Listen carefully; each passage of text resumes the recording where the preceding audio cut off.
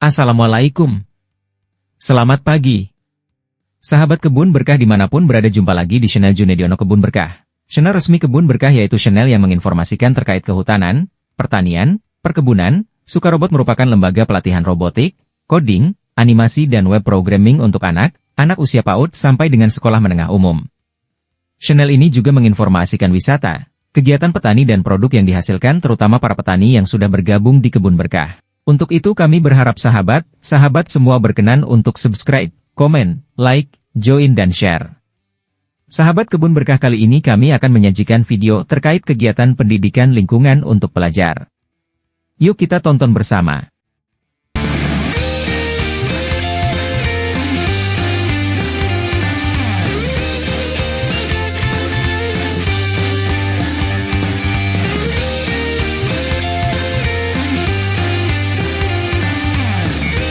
Sebelum kegiatan dimulai, tim panitia menyiapkan segala sesuatunya agar kegiatan dapat berjalan dengan lancar. Ada yang menyiapkan seragam, peralatan dan bahan-bahan lainnya. Oh iya, lupa, kegiatan ini bersumber dari hibah luar negeri melalui Forest Program 4. Inilah tim kami guys. 1. Dwi Arianto Hartodarsono, S.Hut Pengendali Ekosistem Hutan Ahli Muda. 2. Marni Sumarning Tias, S.Hut Pengendali Ekosistem Hutan Ahli Muda. 3. Salomo Lumban Gaol, S.Hut Pengendali Ekosistem Hutan Ahli Muda. 4. Wahyu Estri Norayomi, AMD Verifikator Keuangan. 5. Broto Mulyanto, Pengadministrasian Umum. 6. Insinyur Hajimo Abidin, MC Provincial Coordinator NPMU Forest Program 4. 7. Desi Trianingsih, SIMSC Technical Assistant NPMU Forest Program 4.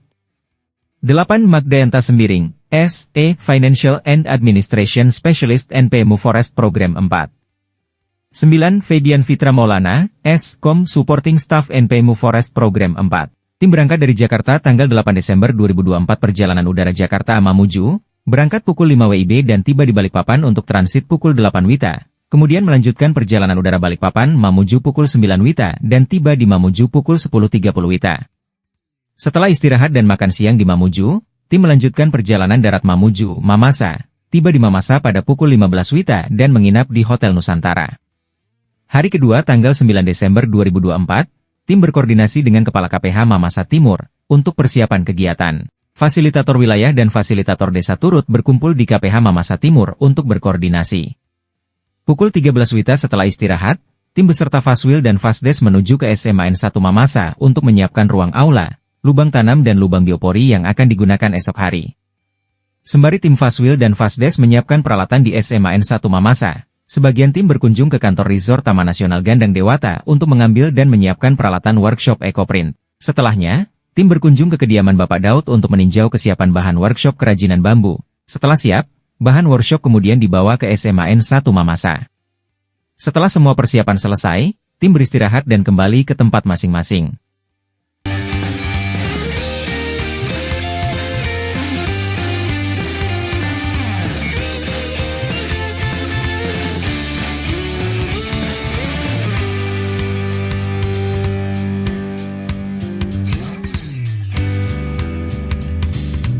Study visit peningkatan awareness untuk sekolah sekitar Das Mamasa dalam rangka mendukung konservasi hutan dan pengelolaan lahan yang lestari.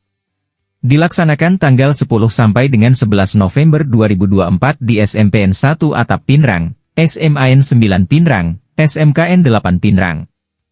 Diikuti total 60 siswa. Tim beserta fasilitator desa dan fasilitator wilayah berkumpul untuk persiapan teknis sebelum dimulainya acara di Aula SMAN 1 Mamasa.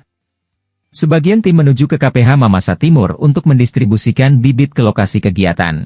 Pembagian bibit dilakukan untuk mendukung kegiatan penanaman bersama dan program penghijauan sekolah.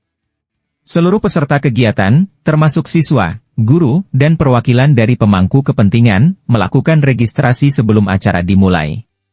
Pada pukul 9 WITA acara dimulai dengan pembukaan berupa pembacaan doa, menyanyikan Indonesia Raya, kemudian dilanjutkan sambutan dari Ketua Panitia, Kepala KPH Mamasa Timur, dan Kepala Sekolah SMAN 1 Mamasa. Setelah pembukaan, sesi pertama dimulai dengan pemaparan pengenalan DAS oleh BPK Saiful Rahman, konsultan pelaksana Forest Program 4, sebagai narasumber.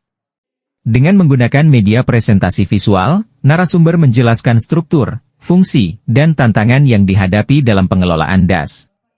Diskusi interaktif berlangsung hangat dengan banyaknya pertanyaan dari peserta, menunjukkan ketertarikan yang besar terhadap topik tersebut. Selanjutnya, seluruh peserta bergerak ke area yang telah ditentukan untuk melakukan kegiatan penanaman bersama. Area yang telah disiapkan menjadi pusat aktivitas simbolis penanaman pohon. Para siswa dengan semangat mengambil bagian, dipandu oleh Salomo dan tim fasilitator yang memberikan arahan teknis mengenai cara menanam yang benar. Setelah penanaman bersama, peserta menuju ke tempat lubang biopori yang telah disiapkan untuk mengikuti pemaparan mengenai pembuatan lubang biopori. Demonstrasi praktis di lapangan memperlihatkan cara membuat biopori dan manfaatnya dalam mengelola air hujan serta meningkatkan kesuburan tanah. Narasumber menekankan bahwa kegiatan ini mudah diaplikasikan oleh siapa saja di rumah maupun lingkungan sekolah. Acara kemudian berlanjut dengan pemaparan tentang konservasi kawasan hutan dan peran Taman Nasional Gandang Dewata sebagai hulu Das Mamasa oleh narasumber yaitu Andi Karaeng selaku fasilitator wilayah PIU BBKSDA Sulawesi Selatan selaku pengelola Taman Nasional Gandang Dewata. Peserta diberikan wawasan mendalam tentang keanekaragaman hayati kawasan tersebut dan ancaman yang dihadapi. Paparan ini dilanjutkan dengan sesi tanya-jawab dengan peserta, sehingga dapat menguatkan pentingnya kerja sama lintas sektor dalam melestarikan kawasan hulu.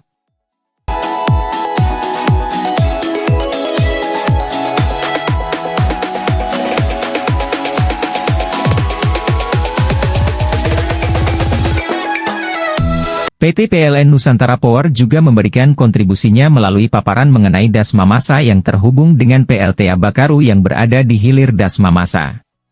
PLTA Bakaru menyediakan pasokan listrik untuk Sulawesi Selatan dan Sulawesi Barat sehingga menjadi objek vital yang harus dijaga. Oleh karena itu daerah aliran Sungai Mamasa perlu dijaga agar mengurangi sedimentasi yang dapat merusak turbin PLTA Bakaru. Presentasi ini memberikan gambaran nyata tentang sinergi antara dunia usaha dan masyarakat dalam pelestarian lingkungan. Sesi berikutnya membahas mengenai pengenalan kawasan hutan, pentingnya fungsi hutan, penanaman pohon, dan metode rehabilitasi hutan oleh narasumber Salomo Lumban Gaol, S.Hud selaku perwakilan dari Direktorat Rehabilitasi Hutan. Antusiasme peserta meningkat ketika materi memasuki sesi kuis tanya-jawab yang mengambil contoh-contoh langsung dari Das Mamasa. Bagian yang paling menarik perhatian peserta adalah workshop ekoprint dan kerajinan bambu. Di bawah bimbingan fasilitator Aurel dan tim, peserta belajar membuat produk ramah lingkungan menggunakan bahan-bahan sederhana namun penuh nilai estetika. Hasil karya yang dihasilkan menunjukkan kreativitas dan potensi untuk diterapkan dalam skala lebih luas. Sebagai penutup, acara diakhiri dengan sesi penyerahan plakat dan poster kenang-kenangan kepada pihak sekolah yang menjadi peserta kegiatan ini. Seluruh peserta meninggalkan lokasi dengan semangat baru untuk menjadi agen perubahan dalam menjaga keberlanjutan Das Mamasa. Setelah kegiatan pertama di Mamasa selesai, tim melanjutkan perjalanan menuju Hotel Ratih di Polewali Mandar untuk bersiap melakukan kegiatan esok hari. Kegiatan hari kedua tanggal 11 Desember 2024. Pada hari kedua pelaksanaan kegiatan, tim berangkat dari Hotel Ratih di Polewali Mandar menuju ke lokasi kegiatan di SMPN 1 Atap Salimbongan di Kabupaten Pinrang. Fasilitator desa dan fasilitator wilayah mulai berkumpul di ruang kelas dan aula yang telah disiapkan untuk memastikan semua perlengkapan dan kebutuhan teknis telah siap. Bibit-bibit pohon dan peralatan lainnya telah dikoordinasikan sebelumnya dengan pihak KPH dan panitia setempat. Setelah para peserta yang terdiri dari siswa, guru, dan undangan dari pemangku kepentingan lokal tiba, dilakukan proses registrasi guna memastikan semua peserta terdata dengan baik. Panitia menyambut hangat semua peserta dan memberikan informasi singkat mengenai jadwal kegiatan. Acara dimulai dengan pembukaan, yang diawali oleh sambutan dari Ketua Panitia. Kepala Desa Ulu Sadang kemudian menyampaikan pandangannya mengenai pentingnya keterlibatan masyarakat, khususnya pelajar, dalam menjaga kelestarian lingkungan. Kepala Sekolah SMPN 1 Atap Salimbongan Ibu Corawali juga turut memberikan motivasi kepada siswa untuk berperan aktif dalam kegiatan ini. Selanjutnya, para peserta mengikuti sesi pemaparan pengenalan DAS. Bapak Saiful Rahman selaku konsultan pelaksana Forest Program 4 dan narasumber menjelaskan kondisi ekosistem Das Mamasa, pentingnya keberlanjutan pengelolaan DAS, serta dampaknya terhadap kehidupan sehari-hari, termasuk tata kelola sumber daya air yang efektif. Setelah sesi ini, dilakukan kegiatan penanaman bersama yang berlokasi di halaman belakang sekolah. Siswa, guru, fasilitator, dan para undangan bekerja sama menanam bibit pohon dengan semangat tinggi. Aktivitas ini memberikan pengalaman langsung kepada peserta mengenai pentingnya aksi nyata untuk menghijaukan lingkungan. Kemudian, sesi berikutnya adalah pemaparan biopori, di mana para peserta mendapatkan pengetahuan mengenai teknologi biopori untuk konservasi tanah dan pengelolaan air hujan. Dipandu oleh Salomo Lumban Gaol, S.Hud selaku perwakilan dari Direktorat Rehabilitasi Hutan melakukan demonstrasi langsung di lapangan membuat peserta lebih memahami cara pembuatan lubang biopori.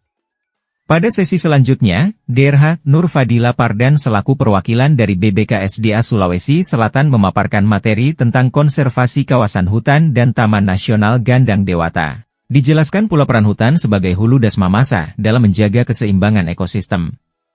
PT PLN Nusantara Power juga memberikan kontribusinya melalui paparan mengenai das mamasa yang terhubung dengan PLTA Bakaru yang berada di hilir das mamasa. PLTA Bakaru menyediakan pasokan listrik untuk Sulawesi Selatan dan Sulawesi Barat sehingga menjadi objek vital yang harus dijaga. Oleh karena itu daerah aliran sungai Mamasa perlu dijaga agar mengurangi sedimentasi yang dapat merusak turbin PLTA Bakaru. Presentasi ini memberikan gambaran nyata tentang sinergi antara dunia usaha dan masyarakat dalam pelestarian lingkungan. Sesi berikutnya membahas mengenai pengenalan kawasan hutan, pentingnya fungsi hutan, penanaman pohon, dan metode rehabilitasi hutan oleh narasumber Salomo Lumban Gaol, S.Hud selaku perwakilan dari Direktorat Rehabilitasi Hutan. Antusiasme peserta meningkat ketika materi memasuki sesi kuis tanya-jawab yang mengambil contoh-contoh langsung dari das mamasa. Bagian yang paling menarik perhatian peserta adalah workshop ekoprint dan herbarium. Di bawah bimbingan tim fasilitator, peserta belajar membuat produk ramah lingkungan menggunakan bahan-bahan sederhana namun penuh nilai estetika. Hasil karya yang dihasilkan menunjukkan kreativitas dan potensi untuk diterapkan dalam skala lebih luas. Menjelang sore hari, acara ditutup secara resmi dalam sesi penutupan. Panitia menyampaikan rasa terima kasih kepada semua pihak yang telah berkontribusi dalam keberhasilan kegiatan ini. Untuk mengakhiri kegiatan, dilakukan penyerahan plakat dan poster sebagai bentuk apresiasi kepada pihak yang telah berpartisipasi. Setelah serangkaian acara yang dijalankan selesai, tim berkemas dan berangkat menuju Hotel Satria Wisata di Parepare untuk beristirahat.